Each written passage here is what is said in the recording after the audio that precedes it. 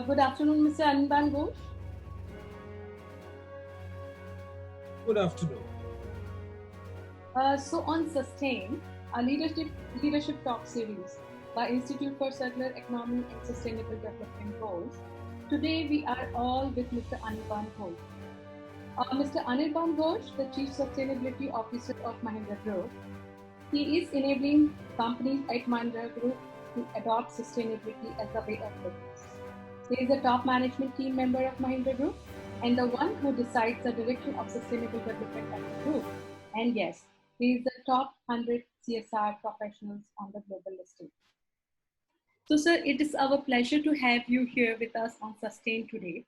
We have seen Mahindra is doing quite a lot in terms of circular economy, sustainable development goals, and we have been seeing the comprehensive sustainability reporting from Mahindra. At the same time, you are also coming up with the electronic vehicles, and there are many new initiatives that are also focusing on turning waste to wealth. So we would request you to highlight some of the initiatives at Mahindra Group. Over to you, sir. Thank you very much.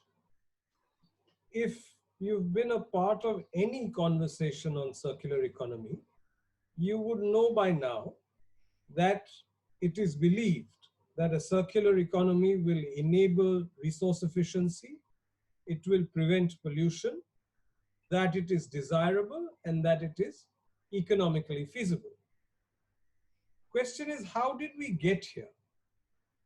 We don't quite make the connection between development and the creation of waste and hence the need for circular economy.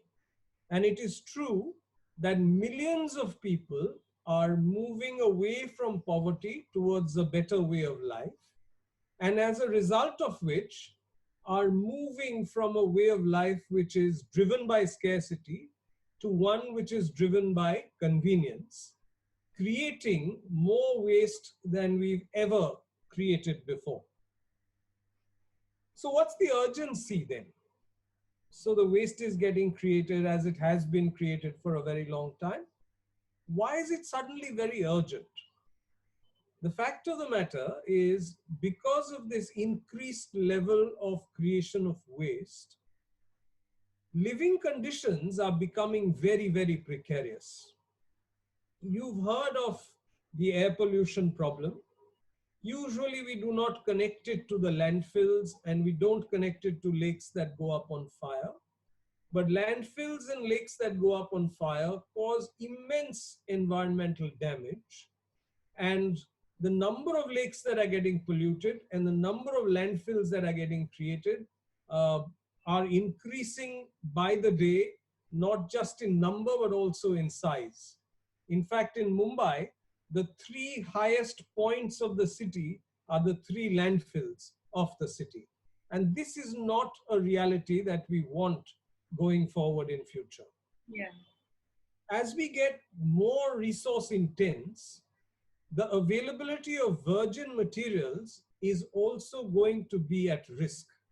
Many of the elements that we are very familiar with, which are very commonly used, are soon not going to be available in their virgin form.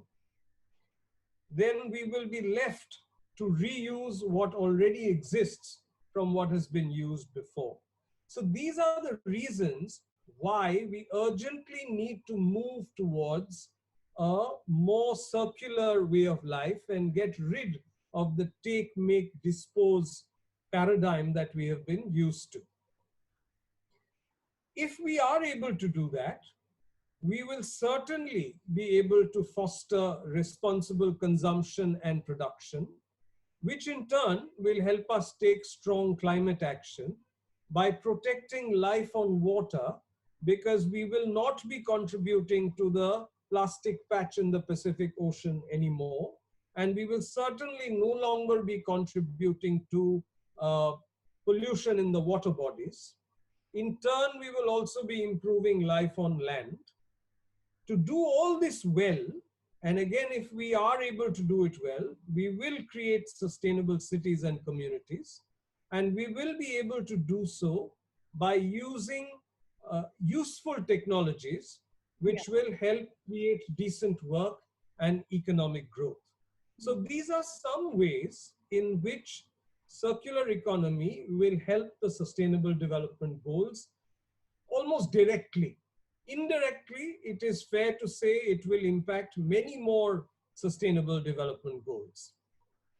In this reality, let me share with you some of the experiments and opportunities that the Mahindra Group has seen in the practice of circular economy. It's fairly easy to get people to understand that we will prevent pollution by sending nothing to landfill. 22 factories, the program already yields almost 40 crores of value per year. And this is even before we've tried to ask the question, how much value can we create from the waste that is being produced in the factories? This is only by ensuring nothing goes to landfill and taking some alternative steps with the waste that we are not sending to landfill as of now.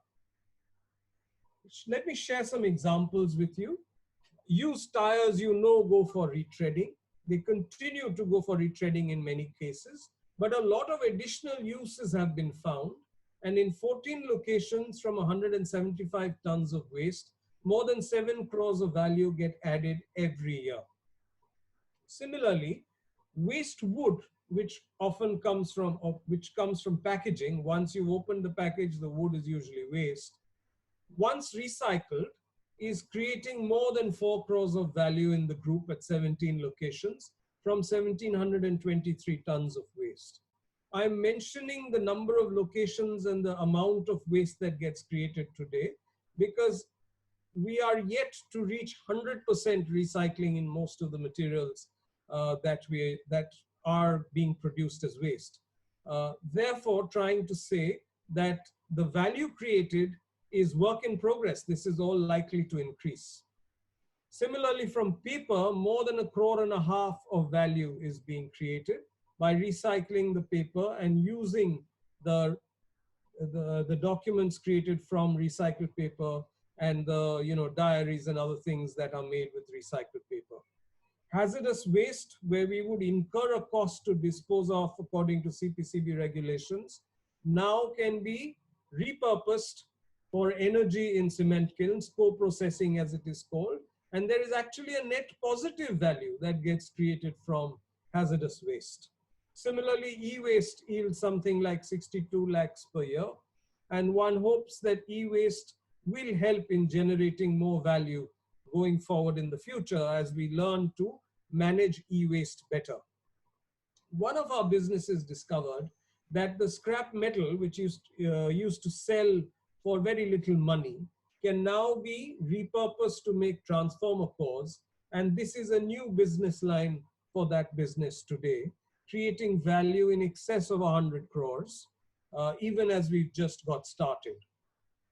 Soiled gloves is another example of something that was classified as hazardous waste and had to be thrown away and incur a cost.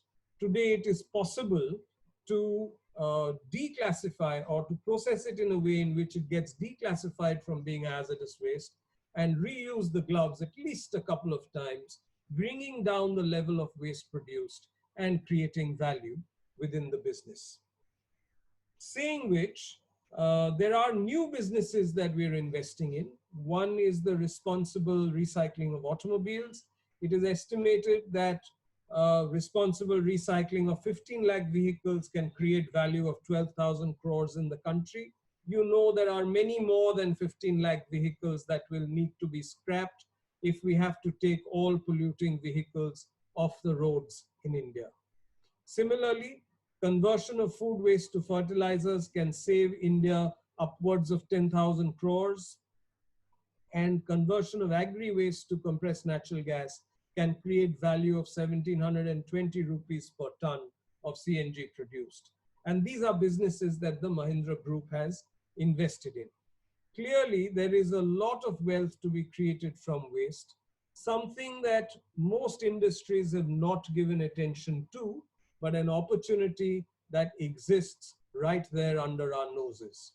Foundry waste sand is another such example. foundries only around Mumbai and Pune, if we are able to use the sand which otherwise goes to landfill and produce sand which can be used for construction, a value of 15 odd crores, and only from foundries near Mumbai and Pune can be created. So what are the bottlenecks? If there is so much opportunity, why are we not doing it now? First amongst the bottlenecks is, of course, the way you and I deal with waste today, not just at home, but in our place of work. Segregation is not common. It is the exception rather than the reality. Even if we did want to do it, there would be issues of infrastructure, which is why it's very difficult to scale.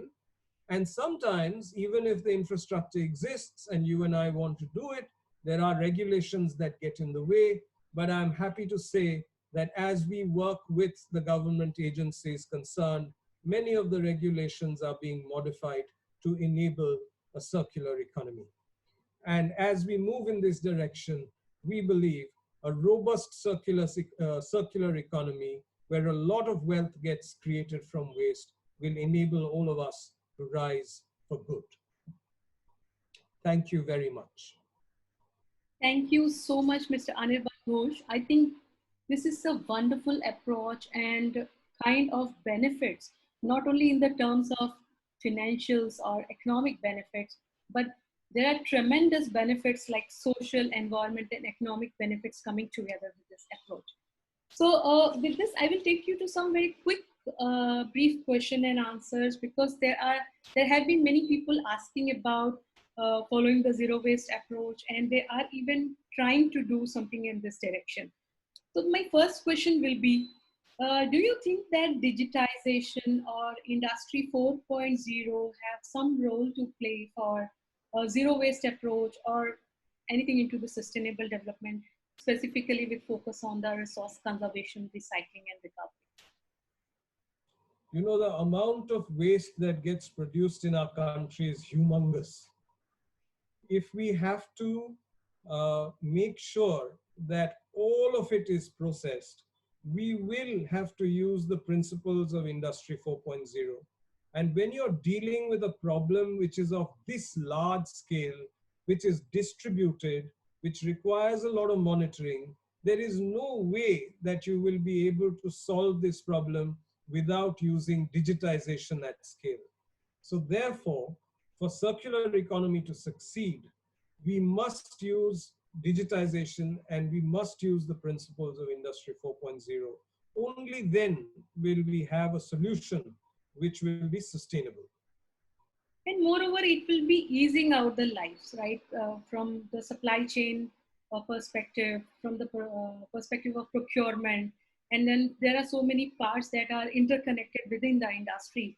So not only breaking the silos, but also for measuring the impact, not only for supply chain, but beyond that rather. Oh, And absolutely. There'll be a lot of sharing of data. You will want the databases to be secure. So using blockchain makes sense. So anything which is large, which is distributed, which is a big problem, you will need digitization and principles of Industry 4.0 to be able to succeed. so even when I was presenting on circular cities, the concept was saying that municipalities are struggling in really coordinating with each other. So if they come on a platform where we are saying that how the circular cities can be made and managed digitally. So this is an exact concept that you right now shared, that a blockchain-based platform, then interconnected systems. Zero waste is such a wonderful concept of making a wealth out of waste, and you have also showcased the bottlenecks over there. Other than that, what are the other reasons you see that why the industries are not catching up immediately? And even there is with Industry 4.0, there is a lot of scope for the government offices, government departments also. What is the lag there? Why it is not catching up fast? You know, so let me not talk about the government now, because the value that gets created from waste should drive uh, circular economy practices in any corporation, really. Because no corporation will turn around and say, no, no, I'm happy to spend money to dispose of my waste, but I don't want to create value from it. That doesn't make sense. So if it is still not getting going, the only reason I can think of is that the people who are involved in the business possibly don't know that they are throwing away money. Yeah. So, if somebody's been working for 30, 40 years, there is a way of working that he's used to. Yeah. You've been taught that a process produces certain kinds of waste. You don't call it byproduct, you call it waste. So what do you do with waste? You throw it away. And when you throw it away, if you're a conscientious person, you follow CPCB rules and you think you're doing the right thing. But if you realize that what you're throwing away can actually create value for you, and some of which can be directly used within the business. For example, I know that every paint booth produces paint sludge. Paint sludge is a hazardous waste which you throw away, and you actually pay money to throw it away. Yeah. But that paint sludge can be dried. You can create turpentine oil from it, which you're otherwise buying. And you don't have to buy that. You end up saving that money. And once you've dried it into powder, whatever you have to send away, it costs a lot less to send because it weighs lesser. Yeah. So there is value there. And just as we work very hard for efficiencies in other places, cost efficiencies, we must work equally hard, if not more, to recover value from what we were otherwise sending away.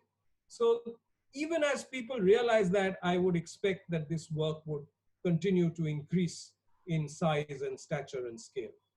And I think if even some of the organized approach, say for example, a life cycle approach, if it is followed right from the raw material procurement to what is going out of your boundary, I think this will ease out a problem, because we will start seeing the end of the life also very clearly. So that will help into the resource recovery rather than having an approach of waste management as such. That's right. Actually, this is why we chose to use the phrase ensure no waste to landfill. It's very easy for people to understand. Yeah. Everything else automatically follows. If you don't send it to landfill, you have to do something with it. Yeah, and yeah. you end up creating value. That's right. It would be great to have your message passed to the wider community, because Mahindra, and there are so many Fortune 500 companies even, if even they start following, I think they set an example. I think many others, like into their supply chain, their SMEs, their partners, their vendors, everything will start falling in line. So may I request you to share your message to the fellow industries and others at large? Shalini, this is a wonderful area of work. You don't have to do it only because you want to do good for the world. Of course, it will be good for the world, but it will be great for your business. So if you haven't got started, all I would say is just get started, create the value, protect the earth, enhance your business. And whenever there is an overlap between planet, profit, and in this case also people, because in the disposal of waste, there are a lot of people who are involved and working in very unhygienic conditions. So you can actually enable a better way of life for them by incorporating them into the circular economy system. So recognize the value that you're throwing away, deal with your waste differently, get started, make a real difference to the world and to the business. And for this, we have created a digital system also from Sanshodhan and E-Waste Exchange. So we will also be able to get into and then start doing on this. And with this, I would like to thank you for being with us on Sustain platform today. We would be, this Sustain is a channel which is being watched a lot more by people from the United Nations, the communities who are involved into the sustainable development, the business and professionals who are really willing to work into this area. I think an example from Mahindra Group will be enlightening them and will be helping them out to move ahead. Thank you so much for being with us.